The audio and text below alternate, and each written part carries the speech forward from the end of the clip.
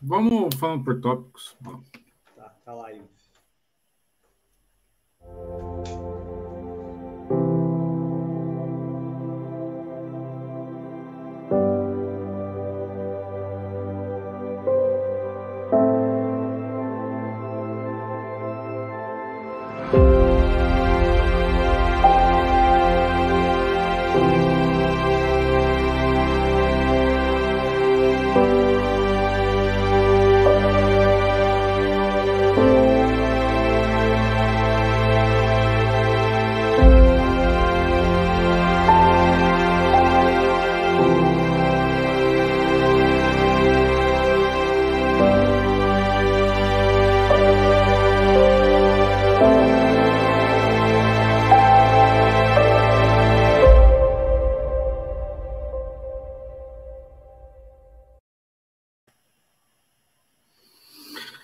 Hello, everyone.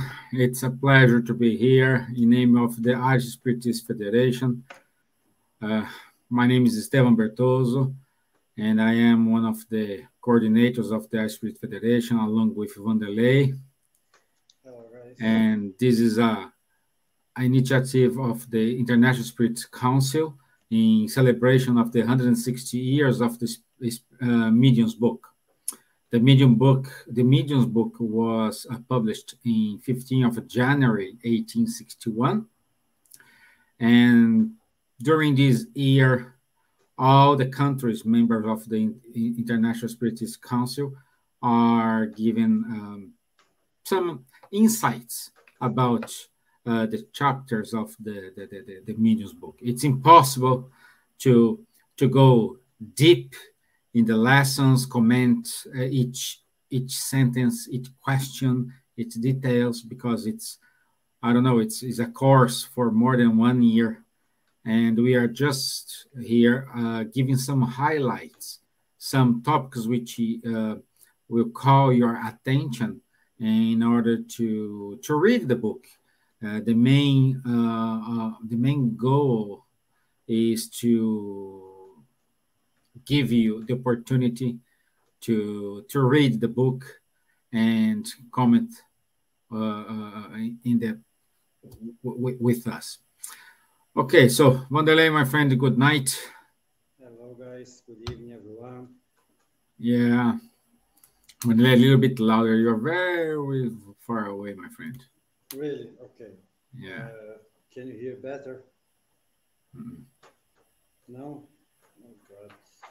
How about this? No, it's okay. Let's skip this. So, to our Spiritist Federation part is talk about chapter 19 and chapter 20 of the Medium's book. In my opinion, these are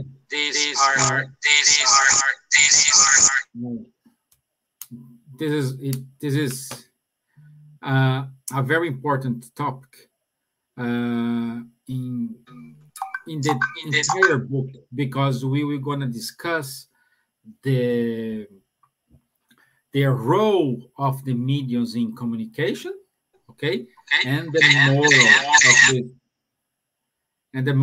of the mediums, and the quality of the moral of the mediums.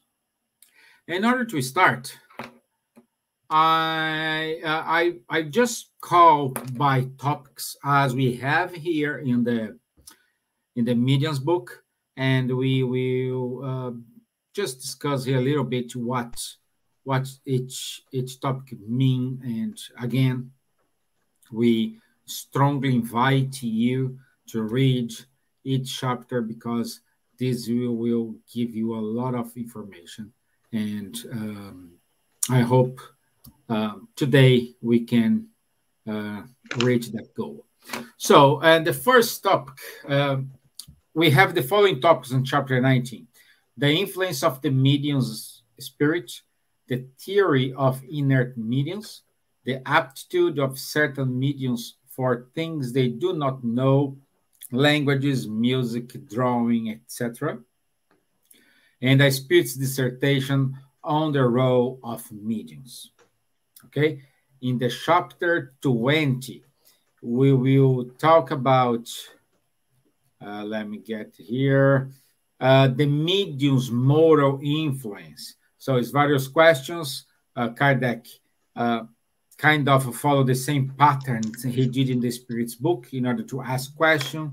And especially here, the Spirit called Erastus, he answered those questions brilliantly. It's a chapter you need to read every time because tell us how a spiritist person should not should behave, but should mirror your pathway to progress. Okay, so in order to start, let's discuss here a little bit about the influence of the medium's spirit. And the main topic here is if a spirit of the medium can give a message.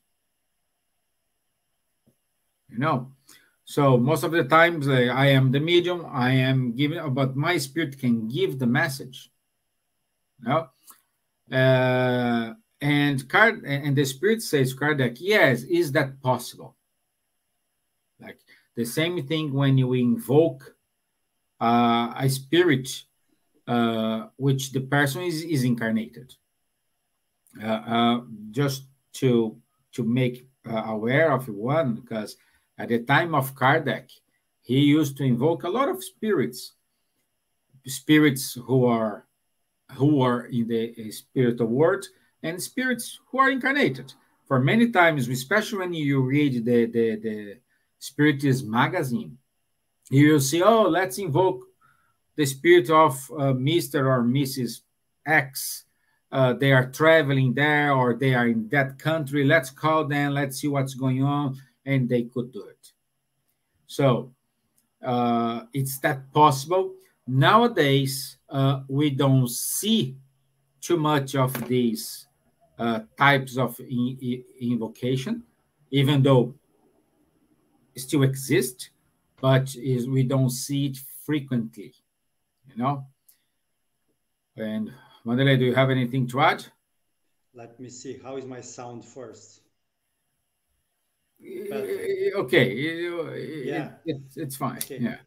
Guys, something that you have to add here, like once we start in the chapter 19, the role Kardec tries to really emphasize the influence of the medium through in the spirit.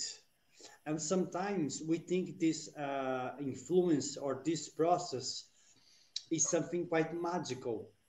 But here in this chapter 19, Kardec go through, to several processes that in between the connection of the medium and the spirit. And sometimes we think, let's say it's a spirit, so necessarily this spirit must be someone quite clever. And the Spirit says to Kardec, not exactly, because it's not because it's a spirit that it's a spirit who knows quite a lot, who is an evolved spirit. And sometimes the mediums, they get confused with that, because they think, oh, it's a spirit, so must be someone quite from a high elevated place. And the Kardec says to us, be careful, because how are we going to identify if the spirit is a good or elevated spirit or not? Throughout the communication, try to understand his words, try to understand the way that he expressed himself, the way that he expressed his ideas. So then Kardec says we must to really be aware in the communication. Once the communication is done, could be automatic writing, could be vocally communication. We have to analyze what the Spirit said and how the Spirit said to see if the Spirit is a good, elevated spirit or not. Because it could be a spirit like us. And this part is a really strong point, which I believe we have to say from this part here on the chapter 19. But do we have any more topics? Would you like to add anything else, Stevan? No, I would say you said a very important thing, because most of us, we say, oh, a spirit gave a message. It's not because a spirit gave a message that's it, nobody can contest, nobody can go against the arguments. We needed to make sure this message contains very good topics who will help us not cause problems among the incarnated ones. And let's say, like, one of the answers from the spirits here is not all communications comes from a being from a high order or more evolved than the medium.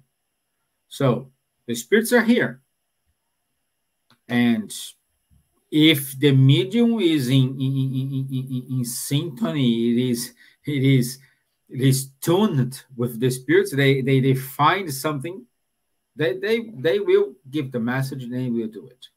Okay, and the influence of the medium, it's higher than we think, because then I need to open a parenthesis here and say the law of the physics law, in which we say two bodies cannot occupy the same space. It's valid in the spiritual world as well. When we have a spirit communicator, it's not because the spirit is inside of the medium. No, he transmits through thoughts what he wants to say and connect with the medium. The medium receive that message, and sometimes the medium can say the message without any interference. Sometimes they will say the message as they understood, like they capture the message, and then they will write or they will say the message as per they understood. So we have those, mainly these two types of message. That's why we need, every time when we receive a message, we need to check. We need to put this in a kind of doubt about it. Say, okay, let me say, oh, it's not because a spirit called, for example, André Luiz is very famous among us spiritists here. Oh, André Luiz gave a message. Wait, is this according to the verbiage André Luiz used to say? This is the approach André Luiz used to do. This is an enlightening message. So we need to go through this. And then I don't want to go through the second chapter. Most of the mediums get angry when you say, no, this is not André Luiz, this is something. But we will not go to this now. The thing, let's skip to the moral. Let's skip the flow, the moral here, part. yeah. Yes. Yeah. So what more here? You said something quite nice, because we have to understand that when a communication comes, it's not like I'm the spirit here in the spiritual world, I'm going to get any medium. As Stevan said, the connection really the spirit must have a good connection with that medium, because otherwise the spirit, he won't go through that medium if he doesn't find any affinity with that medium. And that affinity could be, most of the time, is through thought. So the spirit has a similar mentality to the medium. Or maybe in some cases, like Chico Xavier, we could have a connection because of previous lives. So most of the time, if this affinity does not work, maybe a message can be passed, but it won't be a fluid message. It would be a more message like just expressing small ideas, but not something deep. Why? Because there is no connection between the medium and the spirit. Yeah, we will have a more noise in the message than the real word. That's it. Yeah, we're not gonna have like a proper fluid thing, you know. Yeah, we can give here two examples. Before André Luiz starts to dictate the André Luiz series of books to Chico Xavier, he was with Chico Xavier for many years trying to tune themselves. Joana de Angelis, the mentor of Divaldo Franco, she trained him, I think, for more than 1 year or something, messages. And when Divaldo Franco was ready, she said to him, "You know that messages you psychograph along this year?" "Yes, I know. I am preparing. Are you published?" "No." Threw them away. She said to him to put them away, to tear everything and put it away, because they were training, they were practicing this tune in order to allow the medium reflect the true message from the spirit. In the communication world, is like try to reduce the level of noise in the message. Okay? And I think this passage is very good to say, like, there's also the spirit said to Kardec, you should realize that among the spirits you evoke there are those who are still incarnated on the earth.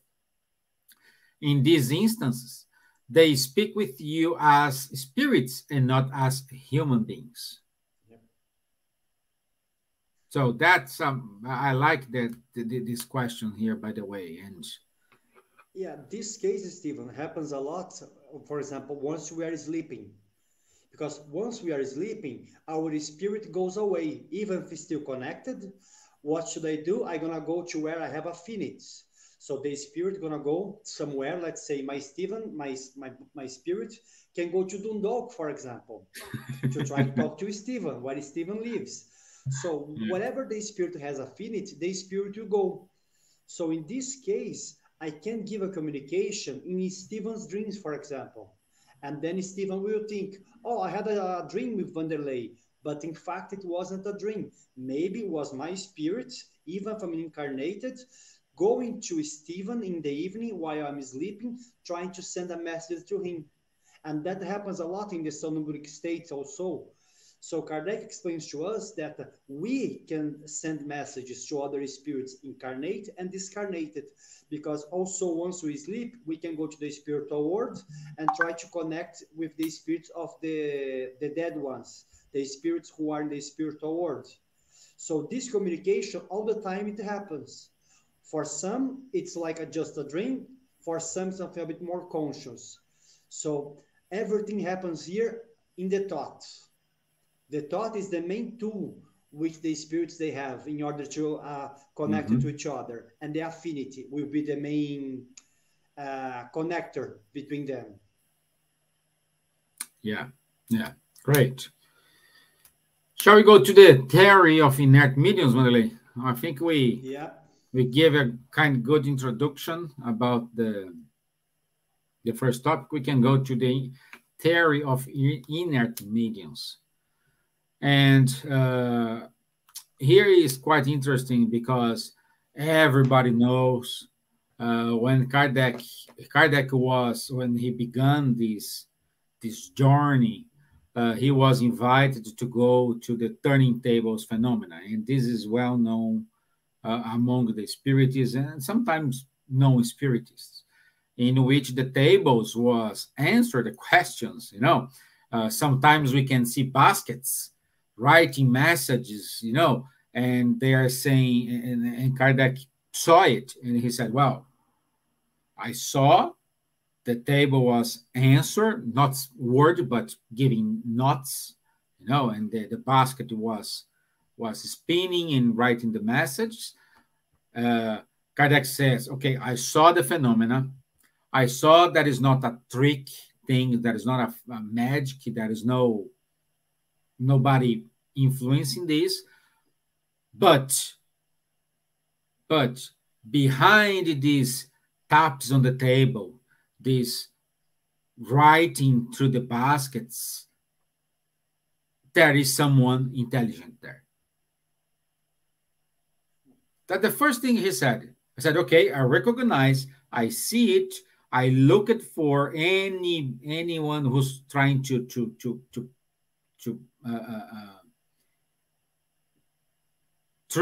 make a trick here. There is no trick. I'm 100% sure.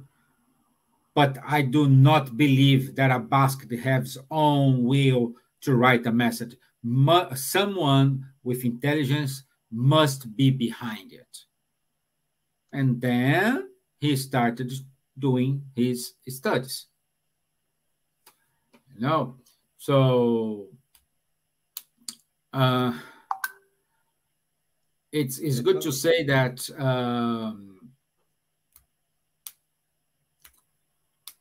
without that is on the item 12. The Spiritists explain the theory of inert mediums, which presumes that there is true mediumship in inert objects. For example, in the basket or cardboard box that serves as instrument is not true. If the spirit were to transmit intelligence to the box and give it life, the box would be able to write by itself without the medium support. Okay? Okay? Anything to say, Wanderley? No, it's just because, like Kardec, he understood this, that it's not because something which has no life is doing some movements. That's what is the theory of inert mediums, that something has life, has intelligence. The intelligence comes from the spirit through vital fluid. So if there is a table moving, that table must need the existence of a medium, of physical effects, giving vital fluids in order to that table to move. And Kardec understood that. So that's why he says the theory of inert mediums is not true. Because it's not because a stick is shaking that the stick is alive. Mm-hmm. Even if there is nothing touching that stick, there must have a thought, an intelligence, making that stick to move. But that movement needs the vital fluid. Otherwise, there will be no connection. And Kardec explains that. Also, the spirits explain to Kardec that, the necessity of it. Yeah. Again, I like to give examples, guys, and you better use to me. Like I assume you have watched that movie Ghost.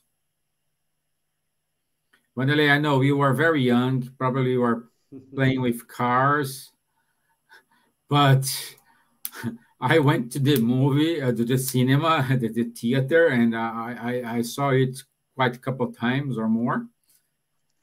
But there is a moment in which there is a guy who he presumably he committed suicide, and he was against to do it, and didn't come out to commit suicide.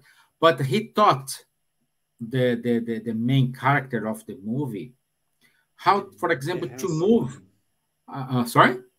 The handsome one, Patrick Swayze. Patrick Swayze, yeah, remember, I forgot his name. But he was teaching Patrick Swayze how to move a solder lead.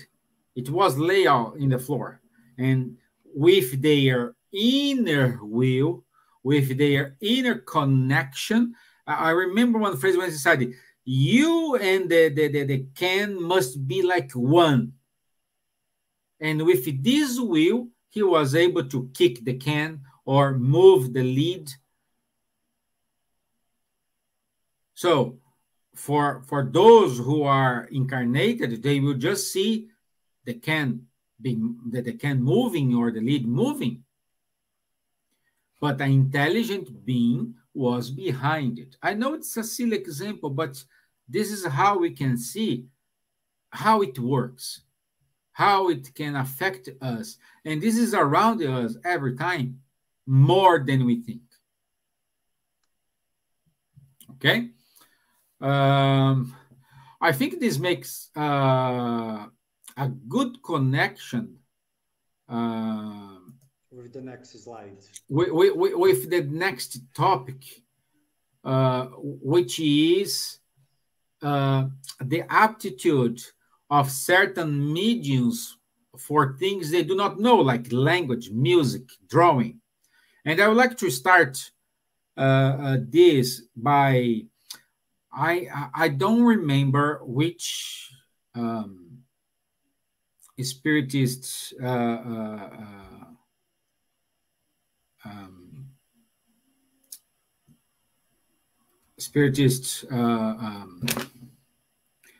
not show, event we had in Paris. And Divaldo was at that meeting. And certain time in the Spiritist Congress, I don't know what's the number of the Spiritist Congress, but the latest one we had in France. And Divaldo Franco, he was a certain point of the event. He was sitting on the table and he was writing. And he psychographed a message. And our beloved friend Roger, he already is in the spiritual world. He was the master of this event. And he got the message. And it was a message from Leon Denis. And Divaldo wrote the message in French, and he wrote from not right to left, from left to right. So in order to read the message, you must use a mirror. Otherwise, you cannot read the message. And he wrote in French. And the message was signed by the spirit Leon Denis. So this is not an ability of Divaldo. He's a Brazilian. He didn't speak at the time the French or something like this, you know. So, and perhaps you are saying to me, oh, but this must be stored in his perispirit because he may had a previous life as a French person. And my answer to you, yes, it should be, but it's not all the times. The spirits here in this sub-item of the chapter 19, they say sometimes it is, sometimes not. Okay, Wanderley, you are. I can see in your eyes you want to say something. Correct, but in this case of Divaldo, we have to be careful because the first part of what you said it's more correct. Because for a medium to be able to give a complex message, which would be from Leon Denis, that medium must have the French language inside of his hard drive. I wouldn't say yes or no, but for sure. Because if it's a complex message, if it's just a word, then what you said is correct. But we have to understand like this. That's why the medium will go through certain mediums, as we said before.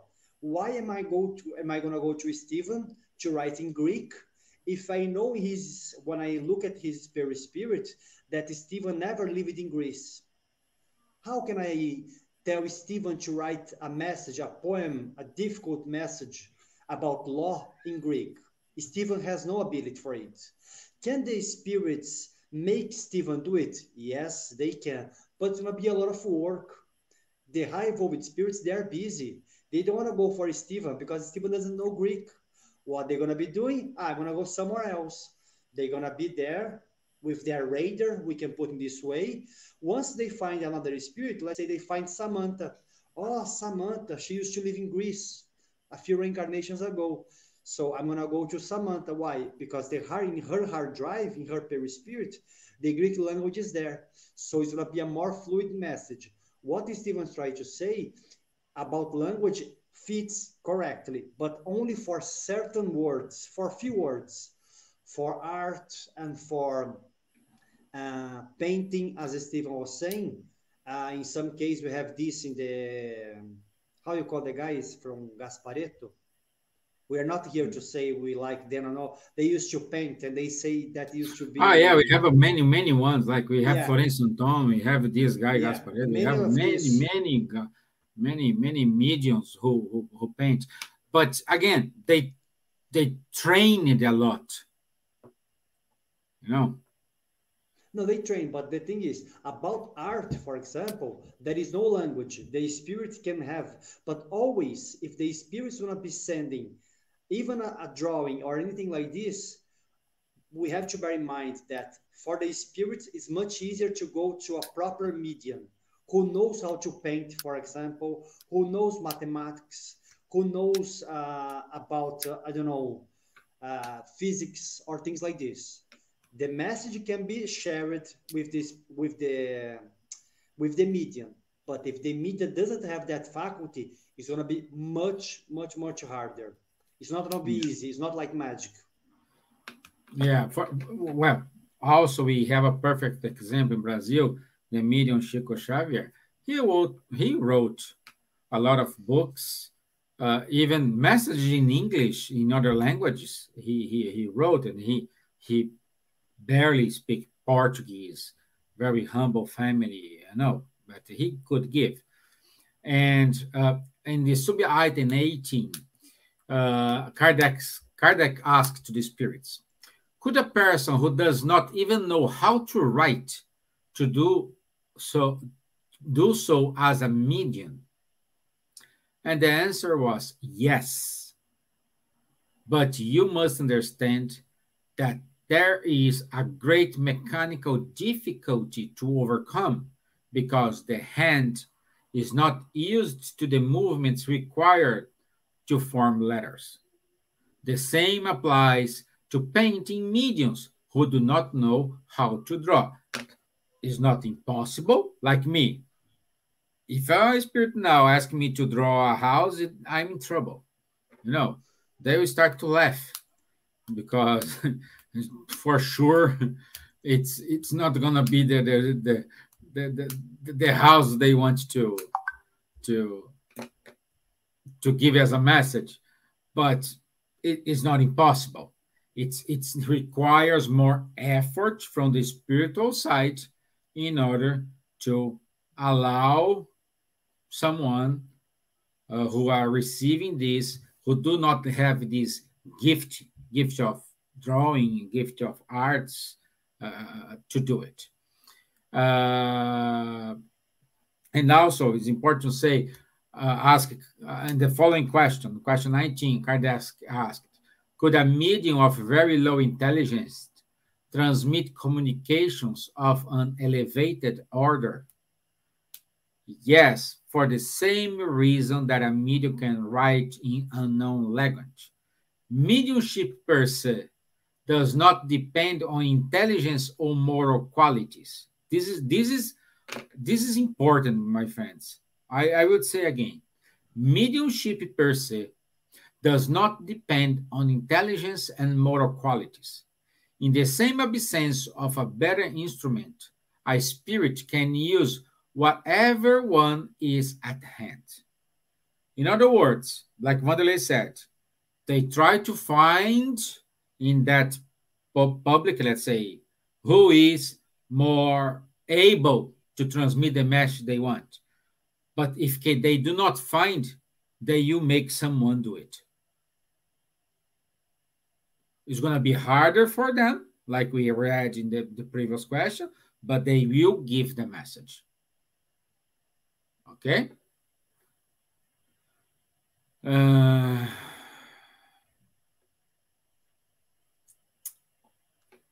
Let me see here. I like this. This is a comment Kardec put it here. It is in the Spiritist magazine in July 1860. The name of the article is Psychonominy. And Kardec says, this is a fact born out by experience. Many times we have evoked the spirits of living mentally impaired individuals who provided the patent proof of their identity and answered us in a very sane and even superior manner. Their impaired state is a punishment for the spirit who suffers because of the constraints under which it finds itself. Mentally impaired mediums can thus sometimes offer a spirit who wants to manifest greater resources than one might think. So sometimes a spirit, let's say, like a mentor or someone who will write a book, a novel, they are with this medium preparing them. Sometimes they prepare to make someone ready to receive that message, then to get someone who are already able to do this, but they can prepare someone to do it. Stevan, once you talk about preparing, we have the example of Emmanuel, for example. We know that Emmanuel had several incarnations, all of them related to religion and power. But once he came to Brazil for the first time as Manuel da Nóbrega, one of the how you call them, the Christians, the group, Jesuitas. The Jesuits. Once they came, Emmanuel came there, and he was there with the Indians. He was known in São Paulo. One incarnation that most of the people, they don't talk about Emmanuel, is the last reincarnation that he had, which wasn't Manuel da Nóbrega. Manuel da Nóbrega was before his last. His last reincarnation, he was born, I think, in Maranhão. He was a priest. And that incarnation, he was writing, he was studying a lot of Portuguese. And that reincarnation had no any type of fame at all. Emmanuel was an unknown priest, and a lot of reincarnations was a quite famous person. But in that one, Chico says to us that that reincarnation was really important to Emmanuel because it was preparing Emmanuel with the language of Portuguese. He was kind of learning a lot in the obscurity with no fame at all, in order to be able to transmit the books in Portuguese through Chico Xavier. So what we are trying to say here is like this. Once we have these important works from the spiritual world, there is a huge preparation before. It's not like this, oh, let's do a message. Yes, it can be done, yes, but that's not the rule. That's 1% of the most of the important messages. We are not talking about messages in the medium sessions of disobsession, for example. Once we are talking about with suffering spirits, we are talking about messages, as Stevan said, from mentors, important messages to the Spiritist movement, for example. In this case, there is a huge preparation, and Emmanuel is one of these cases. Great. And also this reminded me to say on sub-item 23, Kardec asked to the spirits, why do individuals who are gifted with a great talent in the one existence not possess it in the next one? And the spirits answered, that is not always the case, for often such individuals perfect in one existence what they had begun in the previous one. Nonetheless, it could be that a superior faculty lies dormant for a certain amount of time in order to facilitate the development of another. Yeah. It will be a latent seed that will later germinate again, but there will always be some visible signs of it, or at least a vague intuition. Yeah. So, this reminds us that the lesson we learned, the virtue we acquired, we will never, ever lose it. This can be dormant for a certain time in order to allow we exercise other virtues. But if during this time we need to get some insight, some influences of the ones we learned, we will have it. So this is very important because once we learn something, we will never forget it. No, it's not because you are Sorry. No, just for those who wants to go through the chapter 19, there is a beautiful message, which is from Erastus and Timothy, who, for those who doesn't know, they are the disciples of Paul. They are those Erastus and Timothy of the Bible. They explain quite a lot in one dissertation about mediumship, and in the end of chapter 19, about the role of the mediums. So it's a really nice message that if anyone wants to read, I really recommend. It's a nice piece of work. Yeah. I would say we should comment something about this dissertation here. It's wonderful. It is a masterpiece.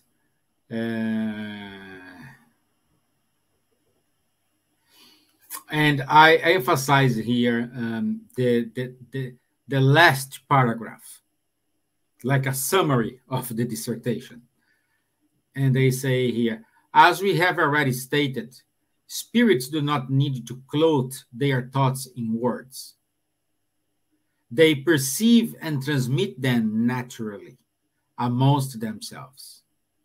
Incarnate beings, on the contrary, can only communicate through thought translated into words. While letters, words, nouns, verbs, and sentences are required for your perception, even mentally, no visible or tangible form is required for us. That's it. Only the thoughts. It's wonderful. It's wonderful because most of the spirits communicate by thoughts.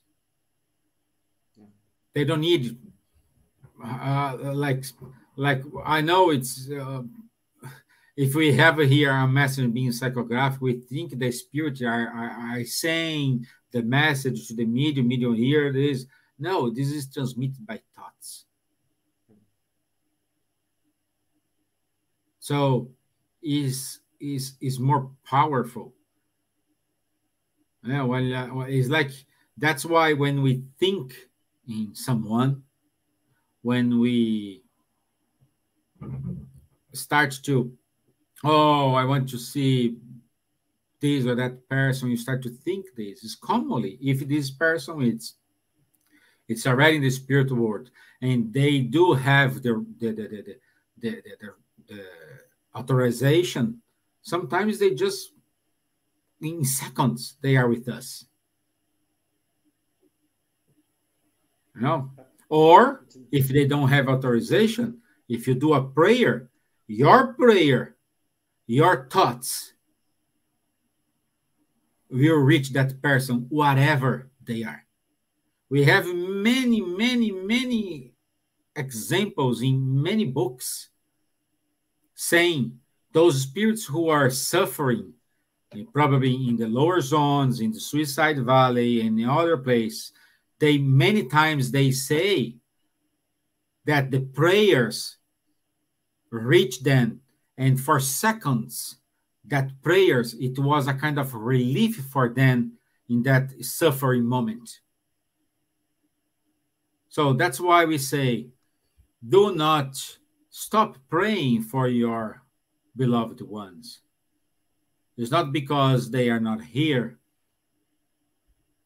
You cannot say, everybody deserves a prayer. Everybody deserves being remembered. You know? Another example, me and my examples.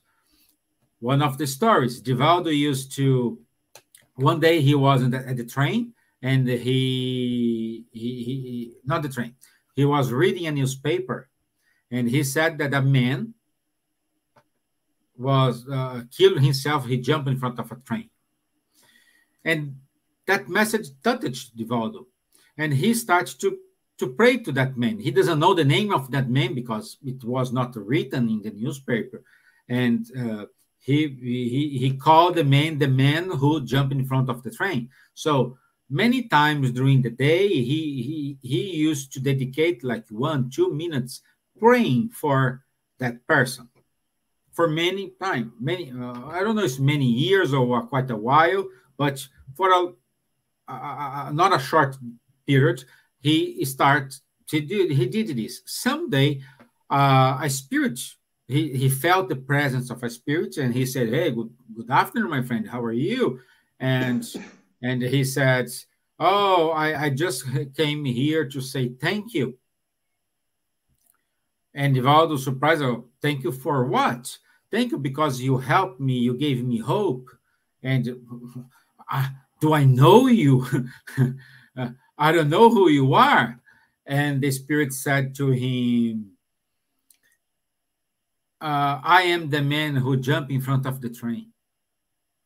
And I was feeling for many, many years the train cutting my arms, cutting my body. And for seconds, I have some reliefs. And the spirits who came to rescue me taught me that moments and I have a relief is it happened because you were praying for me. So I came here to thank you for your prayers. So guys, the message will be delivered without efforts, or with efforts, the message will be delivered. Okay,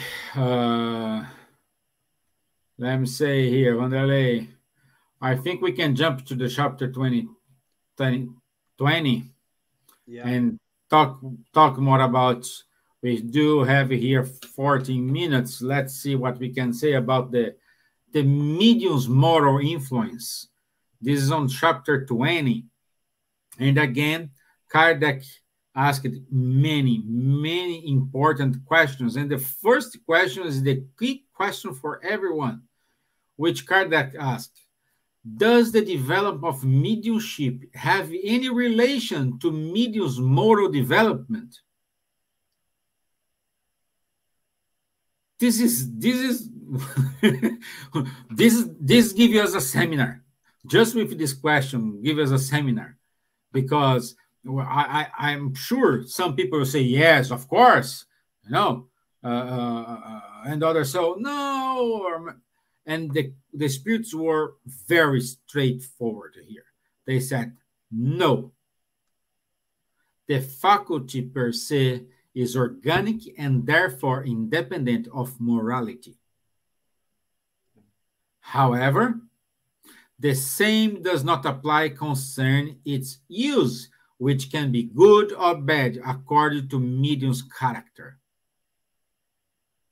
So mediumship, it is an organic faculty. This can be with the rich, with the poor, with the bad, with the good, with the ignorant, with the idiot, like Kardec used the words here, idiot, with the very smart person. Mediumship is an organic faculty. They will receive the message, but it is the medium's character, what he gonna do with that message. Steven, this question, it's very important, because a lot of people who doesn't know about mediumship, once they go the first time to the spirit center, could be a spirit center related to the Kardec's work, or could be on Umbanda, or could be any other place where they exercise more faculty. And what does the person who doesn't know about mediumship thinks? Oh, that medium, he's always receiving a spirit, as they say. He's always receiving a spirit. That spirit, that medium, he must be a really evolved person. He must be a good medium, because he gets messages from everywhere all the time. And as he says here, no, that medium, because the faculty is organic, maybe he has a strong faculty. But it's not because he's always getting medium, messages from the spiritual world that he's exactly a good medium. Because maybe he's only connected with lower spirits or to suffering spirits. Yeah. That's why people who don't understand mediumship, they get in this trap. So Kardec explains to us this. Less is more in this case. It's much better to get a medium who in a mediumship meeting maybe give 1 or 2 messages rather than 10 messages from suffering spirits, Of course, each one has their important place in a mediumship meeting, but sometimes that medium who gets only one message is going to be the only one because his moral is more elevated. So in this case, he's connected with higher evolved spirits who is going to be getting the good message for the group. That's why this question can be quite tricky if you don't study mediumship. Yes, yes. You're perfect. You nailed that, because we always say, oh, that person receives message from Dr. Bezerra de Menezes, this receives message from Joana de Angelis, you know, and you say, oh, he should be a very evolved person. Maybe. The answer is always maybe. You know, again, remember when they said the spirits are looking for, they are always looking for someone who is more in tune with them in order to give a message. If they do not find and they need to give the message, they will give it to whatever one. They will say, oh, you, and they will give the message. Okay? So, again, it's not the moral development who defines if he receives a message from higher spirit or lower spirit. Okay? So, no, Steve, I think you meant is the moral development. What I said? Medium, you said it's not. No, no, it's the moral. Yeah. More high evolved the person morally, more than likely is going to get messages from high evolved spirits. Yeah, exactly. And the second question is even more interesting when he asked it. It has always been said that mediumship is a gift from God, a grace, a divine favor. Then, why isn't it a privilege of moral individuals only? And why are there unworthy persons who are endowed with it to the highest degree, but who use it badly? Again, the mediumship is an organic faculty. They give the message. What you're gonna do with the message, it's your responsibility, not the spirit's responsibility. It's how you're gonna use it, how you're gonna promote it. If you are kind of a medium who, for some reason, you receive a message saying, oh, signed by Chico Xavier, and this kind of touches your ego, your pride. And when someone says to you, oh, Stevan, I think that message is not the message given by Chico. There is some nuances here in the message who does not feel the characteristics of Chico. And I'm feeling hurt by that. It's my problem. So it's up to me, the medium who receives that, how they gonna feel about it. And the Spirit's answer to Kardec, all our faculties are favors for which we should thank God, for there are some persons who do not possess them. You could just as well ask why God has given good eyesight to criminals, dexterity to thieves, or eloquence to those who only use it for evil. So, in other words, what they are saying here is, my friends, it's your responsibility. How are you going to use this gift I gave to you? It's up to you. It's kind of the parable of talents. One received 1, 2, 3 talents. What you're gonna do with the talents is up to you. And the only thing I will say to you is, at the end, who's gonna be in front of the master to say what you did with your talents? Yourself. You cannot say, oh, Wanderley said to me to hide this. Oh, Wanderley said to me to sell everything. You say, hey, I gave to you, not Wanderley. Why you follow what he said instead of following your ideas, your thoughts, your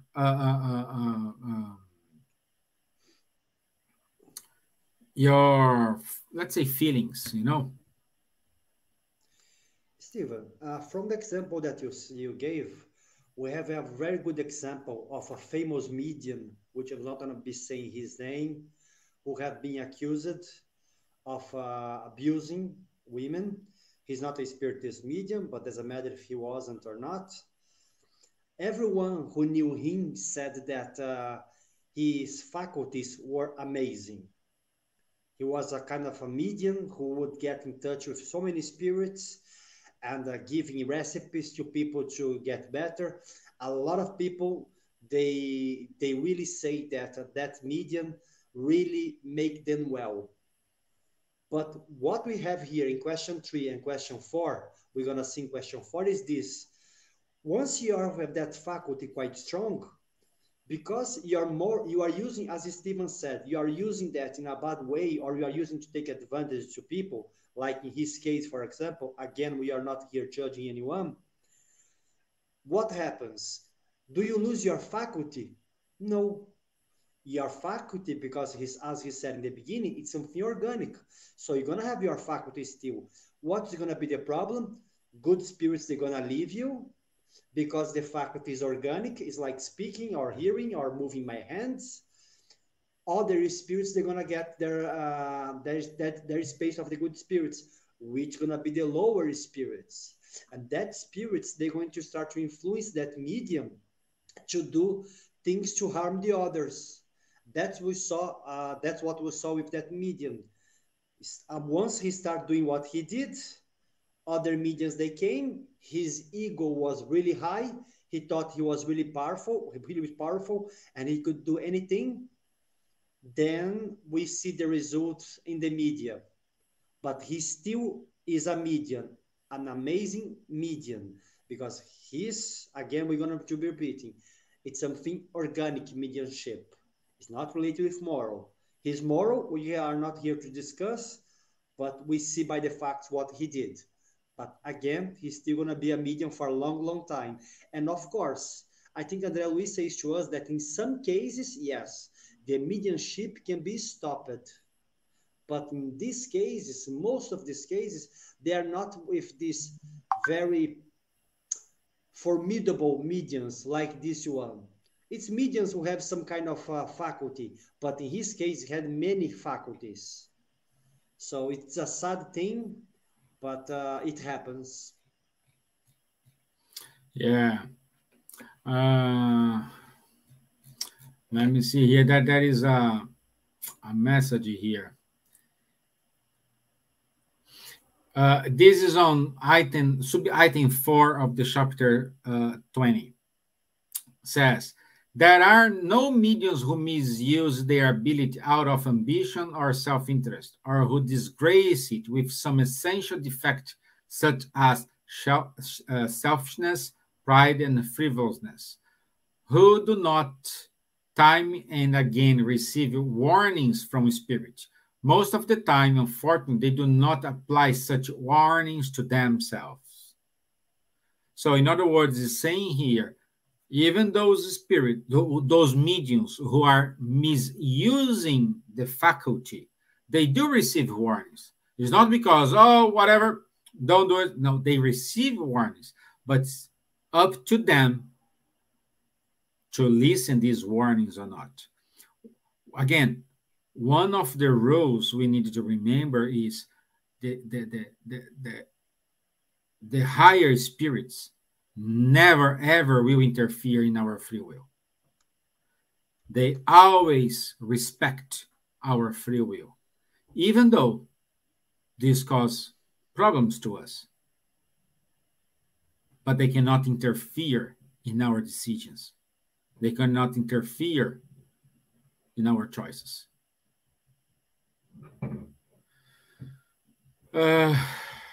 Let's see what more. Let me check the time. Oh, it's almost 1 hour. Oh, it's already 1 hour. Good.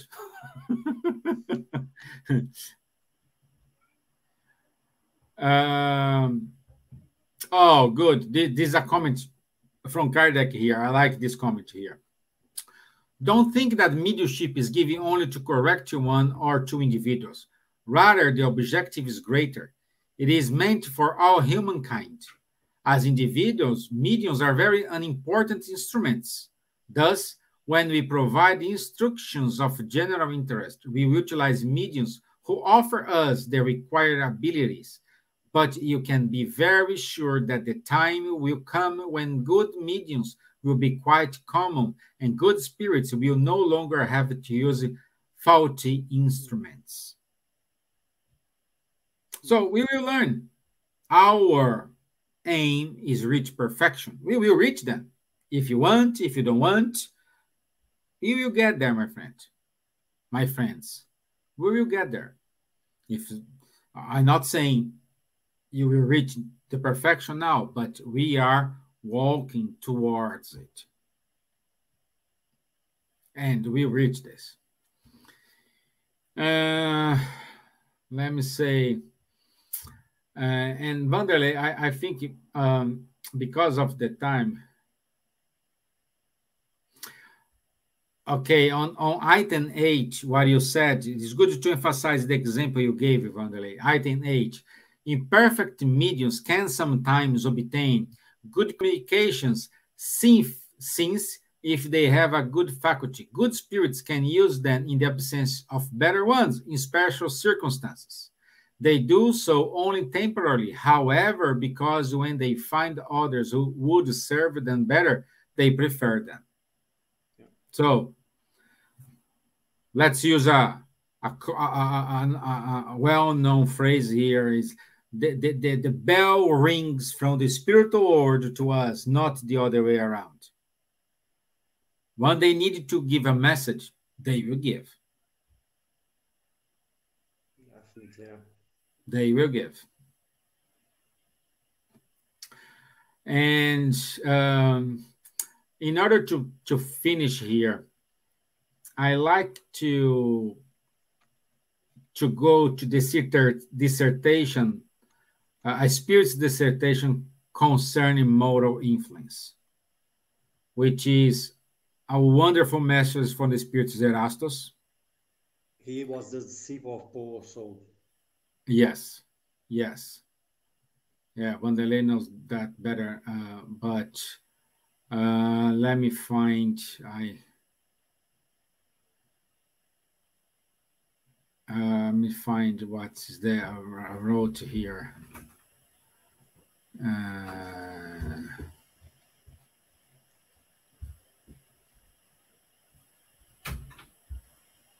Steven, you see what he says here? We may affirm as a general rule that similar spirits attract each other and that groups of highly evolved spirits readily communicate to bad conductors when they have good mediumstic apparatus at their disposal. In other words, good mediums, as you just said here before in the message in the dissertation. Sorry. No, it's okay, I can see.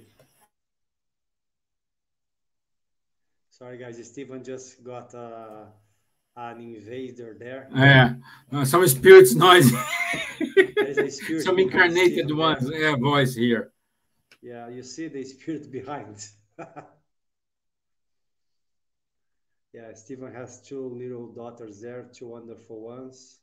Sometimes they come in the room and they make a bit of noise. Yeah, sorry, guys. Okay. Let's go again to the last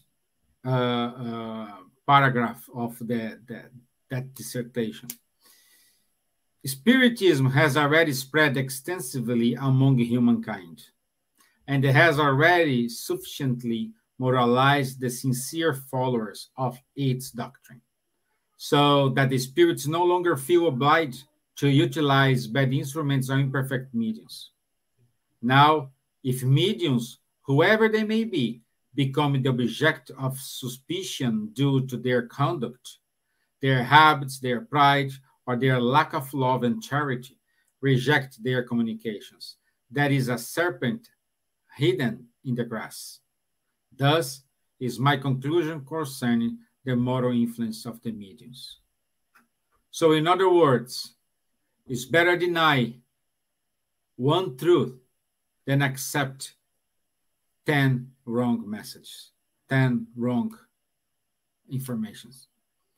So, the main rule here, my friends, is let's investigate, let's check, let's remember the universal law which Kardec used to write the Spirit's book, the Gospel according to Spiritism. In the introduction of the Gospel according to Spiritism, there is a brilliant explanation from Kardec that he can split the Jesus lessons in 5 points, and he took the moral, because the moral, nobody can say, no, it's wrong or right. Moral is moral. So I'm not just strongly invite you to read Medium's book, but read the Spirit's book, read the Gospel according to Spiritism, and also Heaven and Hell and Genesis. So it's full of wonderful messages, wonderful insights to awake ourselves. Again, and we are not here, the Spiritism are not here to tell you you need to change your religion, you need to change your faith. No, that's not the message. The message here is to make you become a better person. If you're Catholic, to become a better Catholic. If you're a Protestant, to be a better Protestant. If you're a Spiritist, a better Spiritist. That's the true message here. And with this, unless, Wanderley, you have any final words, I want to say thank you for the International Spiritist Council for giving to Ireland this opportunity to talk very briefly about this wonderful book, the Medium's book. There are more things we could say here, guys, but it's a short time, and we need at least 4 or 5 more lives in order to go through these 2 important chapters. Okay, in name of the Irish Spiritist Federation, Wanderley, I want to say thank you, and may God bless you all, and you have a nice evening, a nice day. Thank you very much. Thank you.